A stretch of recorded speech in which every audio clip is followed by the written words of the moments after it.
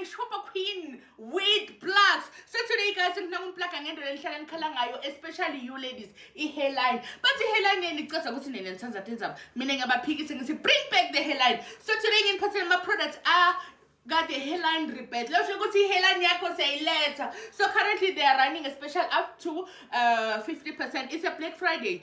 So in the length of company go to accommodate nebandwana nebanda batal. So lana in patele ini in patele shampoo yaga hairline repair ngiphinza ngiphathele ne serum. Yeah, mkhina wakho abe muhle ngiphinza ngiphathele ne hair food kuningi kakhulu abakuthengisa lapha.